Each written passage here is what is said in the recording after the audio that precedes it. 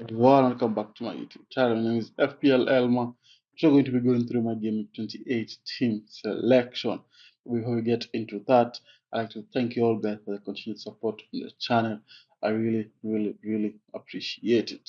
Yeah, and if you're new around here, make sure you subscribe, leave a like, and also make sure you hit that button that means any content going up on the channel. I post both long form content like these videos, and I also post a lot of shorts all over my socials. All the links are down in the description, so make sure you go check me out over there. And if you want to interact with me, also you can interact with me through my social media and also down in the comments if you wish to. So without wasting any much time, let's get straight into it. So first, we're going to go through my Game Week 27 team review, where the match game week was a long time ago. I think during the week last week. It's been a while since we've gone through since we've had FPL, which is yeah. At least now it's going to be back in a few days. So we managed to score 59 points with a small green arrow from 59,000 to 57,000. Of course, we are way in our goal of the season, which was the top 100,000. So we're well in the target of the year. So I hope that I can be able to maintain that rank. And yeah, so we had Flecken in goal, 3 points. Of course, with the Flecken, even when Brentford concede, he tends to get a lot of save points. There was a point he was on 2 bonus points, but I think the bonus points were revoked or removed, whichever you prefer. So 3 points for him. Van Hecke, 1 point, conceding against Southampton late on, so 1 point for him. Gabriel, 7 points, a clean sheet. So I think we gave a clean sheet. Then against Nottingham Forest, yes, we keep a clean sheet, 0-0. Then we had Munoz who got an assist, 4 points. Clivert managed to score a banger goal for 10 points.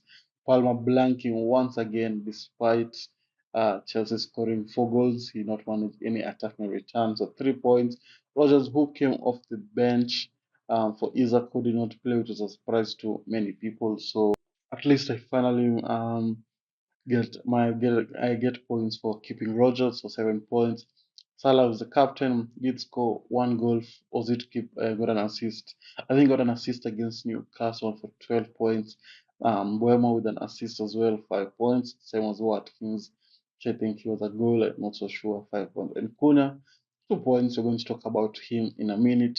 So 2 points for him. Then the bench, Fabianski and Isaac did not play. Hall scored 1 point, and Mikolenko kept a clean sheet as I got an assist and some few bonus points. That was the team for Game 27. Performed really well with that green arrow. So I hope that for Game 28 we're able to continue the same momentum. So now let's look at what Game 28 has in store for us. So for Game 28, I am planning to make one transfer, which is Kuna going over to Larsen. But at the moment, I have not yet still decided as I could roll the transfer and hope that we can have more options for the blank game week. But for now, this is one of the transfers I'm leaning towards. And of course, there's Champions League fixtures during the week, which is something to consider. So that's why I'm thinking of rolling the transfer and seeing how those fixtures during the week are going to be playing the Champions League, Conference League, and as well as the Europa League. So that's why I'm thinking about holding out and seeing what's going to happen in those competitions. But I think Cunha to Larsen, just for targeting that game week 29 fixture against Southampton before a wildcard in game week 30, I think is a very ideal transfer. So yeah, maybe I'll hold out, maybe I'll do the transfer. We'll have to wait and see. So now let's look at what my game week 28 team is going to be looking like. So this is how we're going to be lining up for game week 28. We're going to be having Flecken in goal against Aston Villa. There's going to be a lot of conflicting because I think I have two Aston Villa players and two Brentford players, but the hope is that even if Flecken concedes, can be able to have a lot of save points, and as he always does, which will be very much appreciated. Anyway, we have Munoz against Ipswich. Ipswich did manage to score 2 goals against United, but they're not very good going attack. I think they scored very few goals this season. and Mono has been very, very good, especially in terms of attacking returns. So that we can be able to continue that and bring back attacking returns for this week. Then you have Van Heke against Fulham. I think a tough fixture there for Brighton. All things considered, Fulham have been high flying since they defeated United in the FA Cup during the weekend. I think they're going to be on high momentum.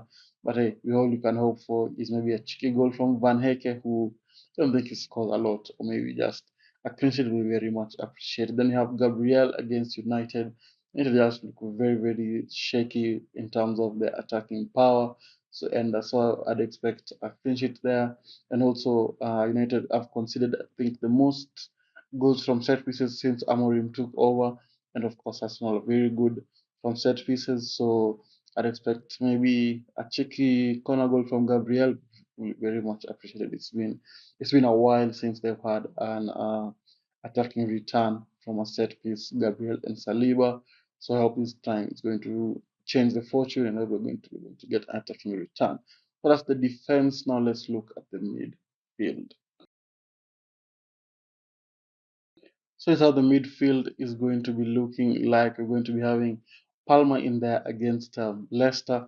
That's light concern for Palmer. He again did not score against Copenhagen in the Europa League, I mean in the Conference League, which I think is a little bit disappointing because you expect him to maybe pick up some form in that fixture. But how about against Leicester, we were able to turn up and be able to perform for those people who have kept faith in him because I think he's around the is in the top four of the most transferred out players. So yeah, I think people are already fed up with him. Then you have Salah against Southampton.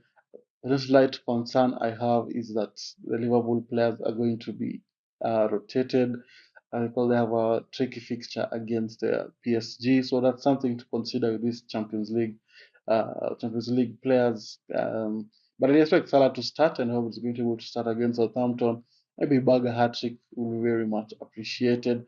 And then next we have Rogers against Brentford. That's the same concern as Salah, which has played a lot of games. So there's a slight chance that he might be rotated, but they're already through in the UCL with how they managed to play against Club Brugge. So I don't know. It's not something to watch out for. He's going to be rotated. Maybe he's going to start, but yeah, he's in the team for now. Then you have Clivert against Spurs.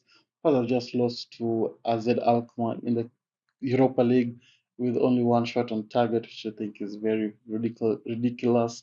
But I hope that Clivert and Co will be able to capitalize on that shaky Spurs at back line and able to come out with attacking returns. Then you have Mbeumo finishing off the midfield against Aston Villa. I think it's going to be a tough fixture for Mbeumo in there. But Aston Villa have been looking very, very shaky in the Premier League. I think they're more focused on the Champions League. So maybe there's going to be a lot of holes in the defensive line, but I will have to wait and see. But for now, we're within the team. And after the midfield looks pretty solid, full of goals and assists, and how it is going to be able to perform. So now let's look at the forward line. So this is how the forward line is going to be looking like. We're going to be having Isaac in there after Eddie Howe has confirmed that Isaac will be available to play against West Ham, who have been looking very, very shaky defensively. I know they picked up a win against that Arsenal team, but West Ham have been looking very, very shaky. So I'd expect a Newcastle performance, and I hope that Isaac will be able to score in that match. Then we have Watkins against Brentford. I think a tough fixture for Aston Villa, all things considered. But slight concern as well. Watkins going to be rotated and instead, so that's something to look out for. But for now, we have Isaac and Watkins in there, and Robert can be able to bang in some goals. Very much appreciated. Then the bench, we're going to be having Fabianski against Newcastle, but we're having Lewis Hall against West Ham, who unfortunately is out for the rest of the season, which I think is heartbreaking because he was playing really, really, really well for the time he was there. Then you have Mikolenko against Wolves going to be on the bench. Then you're going to be having Cunha on the bench as well, who we're going to be keeping in the team for now. But as mentioned before, I might transfer him out for Lassen in there. And if I do that, I put Rogers on the bench and Lassen in the starting 11. But for now, this is the team for game 28. Get locked in. And yeah, so if you managed to reach this far in the video, don't forget to leave a like and subscribe. And I'll see you all guys later. Bye bye.